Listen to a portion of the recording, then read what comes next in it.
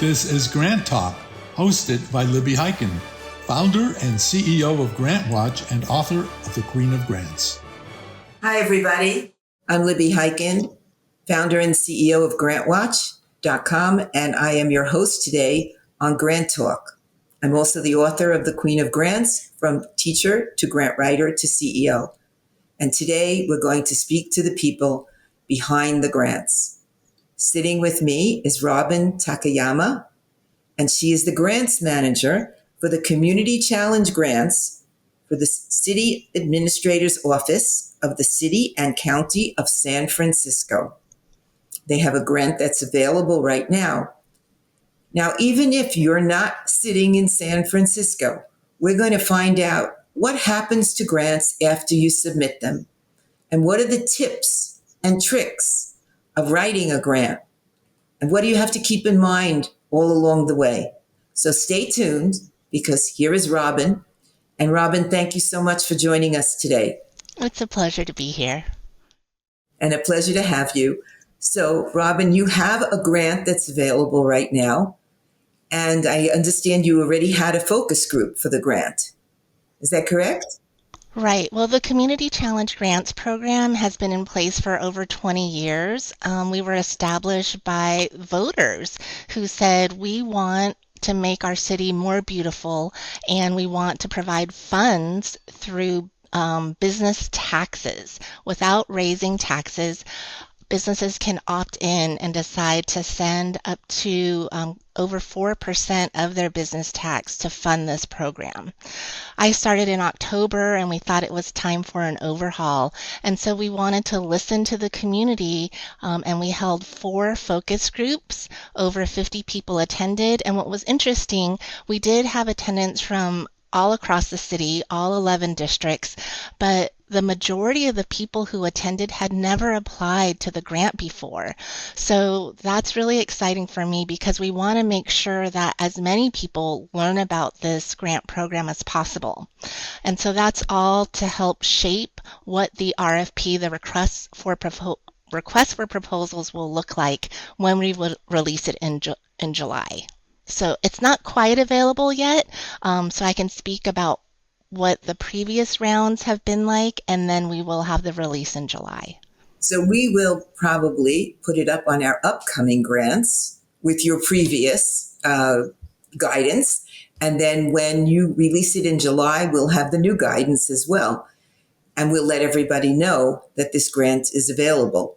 So what did you learn from your focus group? Because that's a very interesting way of starting to prepare an application. Well, I want to start just by saying that, it's a tremendous responsibility to steward these public funds responsibly. And so I really wanted to hear from the community, as well as the other city departments that my program often interacts with. And then I'm drawing, of course, from my own experience with the current grantees. But, some of the things that what I was learning is that there's a lot of technical assistance first I should say that this grant program funds community-led neighborhood improvement projects. And that's a very broad definition. With the initial legislation, it was funding neighborhood beautification and graffiti abatement. Since then, we've really grown to fund cleaning, greening, public art, and community gathering spaces. What I was taking was input from the community about what the community's superpowers are and what their challenges are, and how those two could work together to be a project that with city funds can really make a difference in our city. It sounds like you're really looking for grassroots involvement, boots on the ground people. I think that's phenomenal. That's the way to go, because Absolutely. You don't want to fund something that's just going to go right to administration. You want to make sure that it's going to create a project that's going to improve your city. And I hear that San Francisco is quite beautiful. I do believe in funding the full cost, so we do allow for administrative fees. And previously, this program has really measured community input by a match. And so that match could have been with donations, in-kind support from businesses, and then volunteer labor. And we're reconsidering what community involvement looks like in the upcoming RFP because we want to take into account racial equity and the challenges that in some of these neighborhoods, raising the funds or getting community volunteers when people in the community have 1, 2, 3 jobs can be a challenge. So we're really taking equity into consideration as we revise the RFP. When people submit a budget, I always recommend that you take the value of what that person's volunteer work is, if they would have been paid for it, and the percentage of their time, and put that into the budget so it equals out exactly on the personnel side how much you're matching into that grant. And do you have a place for that in your budget? We will. So because I work for the City and County of San Francisco and the City Administrator's Office, we have a conflict of interest and ethics policy. So I can't talk about the RFP before it's released. I will say that your feedback or your comment is something that I have considered, and in terms of both the scoring criteria and a narrative response. But previously we've counted volunteer labor and we applied a dollar amount to it. So previously we counted volunteer labor as $25 an hour, and that would be applied to the match. Most of the city grants are reimbursement based, and so we have to see actual cash being spent, and then the grantees can get reimbursed for it. And so what you're talking about, that volunteer labor, would not count towards money that the grantee would receive, but previously it counted towards the match. Right, and that's exactly what I would say towards the match. What kind of percentage is used for administration of the total grant amount? So our department is developing a policy where we're going to cap it at 15%. And I recognize that that may not be the true cost of what the administrative fees are, but it's more than what we allowed for previously. And they can use the difference as in-kind support, or they Correct. could apply for another program, another grant program, and cover the administration that way. That's another way to go, right? Mm-hmm. So let's talk about programs in the past. Is there one program? I know you just signed on months ago, but is there one program that everybody talks about that they were really happy to fund? Well, one program that I'm really that I've really learned a lot from is the Ledyard Alley project. And so I've already mentioned that these are community-driven projects. And the story behind this one is that a community member was trying to get to a local park, and there was an alley that was fenced off. And if this alley could have been unlocked, their walk to the park would have been much, much shorter. And so they worked with Rec and Park, another city department, to open it up, but then that led to the alley being a source of dumping. And so the project was about improving the fencing, adding lighting, adding a mural, and then they've been doing greening.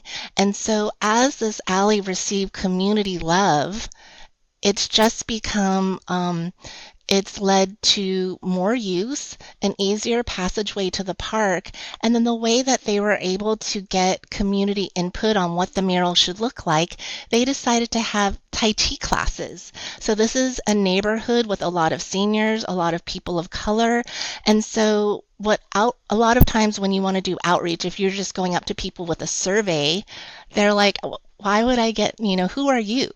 But once this group started to hold Tai Chi classes, and those seniors and people from all over the city were coming to those classes, then afterwards it's like, what do you think about this alley? How would you like to see it improved? Do you like this image or that image? It was much easier once the grantee had built some trust and relationship with the community members, then they were able to get that kind of engagement. And really, my motto is better together. The community we've seen during COVID, that like it took mutual aid to really address some of the needs in our community. It's better together when I work with my city departments to help our grantees. And then there's the public-private partnership where we're better together when the city is working with the community members who, like you said, are boots on the ground, identifying problems and also the solutions. And if they're able to ask the community what they think about something, they then have their evaluation built in. A lot of times in the grant, somebody says, well, we're going to have this survey and we're going to find out how people feel about something, but you don't know if you're going to get any responses. But if in part of the activities, the survey, the evaluation is part of the activities, then you have everything going together. Now, can this organization that applied to you and got funding and created this beautiful space, can they reapply in this new application? Yes. And, the other thing about this project is they are building trust. And so then they have this community that they're hearing other needs. I mentioned that the alleyway is a pathway to a park. The park has a basketball court, a baseball court, a soccer field, a baseball field, a soccer field. But there's no benches. So if family members are there watching the sports, they can't sit down and have a picnic. So they're identifying new needs that then they can either work with other city departments or apply for a future community challenge grant. And they can apply to foundations as well that are giving funding. And they can take the grant that they receive from you and show that they've managed grant funds and they've done it successfully. And that goes into their next grant application. I always recommend, if you're doing something great, contact us. Grant News will write an article about your program, and then you can take that, because you've been written up, and put that into your next grant application as well.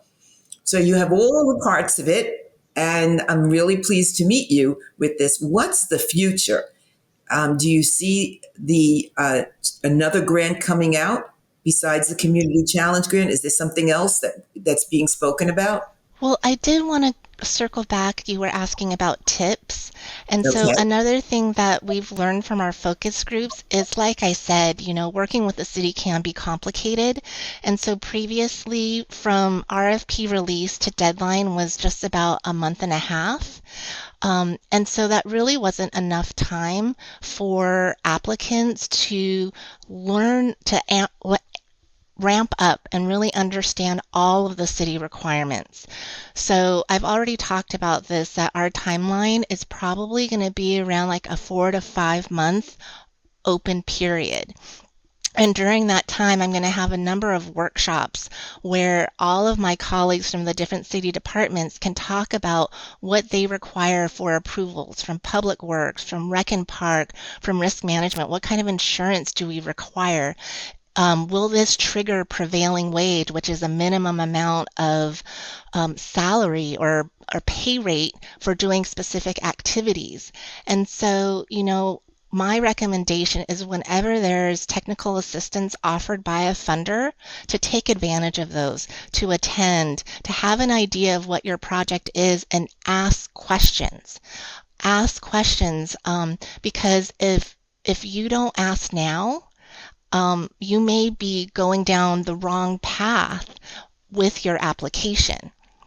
The other thing that I would really recommend is, I used to, when I was serving on a board, when a grant would be written, they'd be like, can you look this over?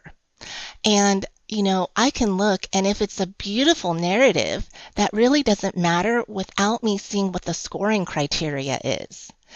the narrative has to tie in with what is going to be scored. You can write a beautiful, compelling narrative, but if you're not addressing the scoring criteria, you may get a 0. You have to sit there with two documents, scoring criteria, narrative, and you have to match each item and check, did I answer the full question? Is it really comprehensive, or did I leave something out? Because you're going to lose points. And for everybody that's listening, this goes for every single application. These are great tips, and you need to pay attention. Now, in my book, there is a section for folders, because I always talk about passion maps and folders. And I make a list of all the folders you need for your organization and what should be in them, so that when you have a grant application, everything's at your fingertips. And now, if you're applying for this grant, let's say, or if you're just going to look this grant over so that you could see for future, you might get a list of some additional items that would go into your folders and just add to my list, because you need to be ready. You need to be grant ready. Don't just like, if you're going to come upon a grant, what's going to happen?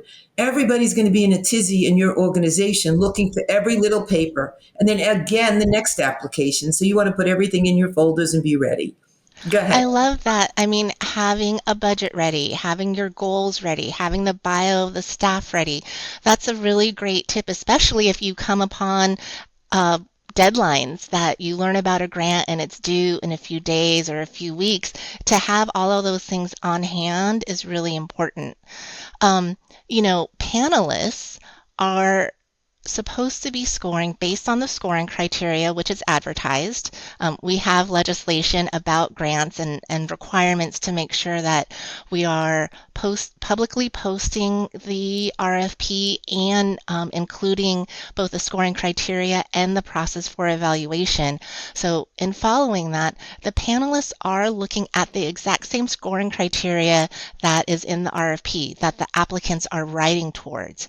But all that they have to consider is what is submitted to them.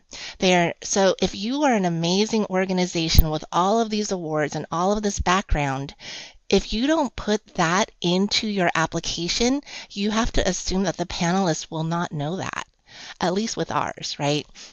And so don't take anything for granted.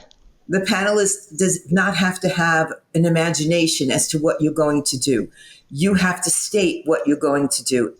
I just want to finish up with, when you write a grant, always think needs, goals, objectives, activities, evaluation, budget, replicability, sustainability, and just show, how is this going to go on after the funding ends? Like your park, the park entrance, how's it going to be maintained? Who's going to do it? You can't always depend that there will be additional grant funds. We don't know what the economy will be like. You have to show that you can continue this with the community. Robynn, I want to thank you so much. Is there anything else that you'd like to add before we close? I'll just say that we are better together. Government funds should be there to support community activities, and that's what the Community Challenge Grants is for. We know that we can be a resilient, vibrant city when we are working in partnership. And so I'm so grateful for this opportunity to be here and to share some tips and tricks about applying for grants in general and to get the word out about the Community Challenge Grants. And we thank you very much. I hope that everybody finds this informative, and will hit the subscribe button so that you can hear more episodes of GrantTalk and talk to the people behind the grants, as well as talking to people who've received grants. So thank you, Robynn, very much. And thank you, the City of San Francisco and the administration department and everybody that's listening. I think this was very valuable to everyone. Thank you. Thank you for tuning in to Grant Talk, powered by GrantWatch. Don't forget to like, comment, and subscribe to this GrantWatch channel. Please consider subscribing to grantwatch.com, and you can find the book, The Queen of Grants, by going to grantwatch.com/book. Thank you again for spending your time with us.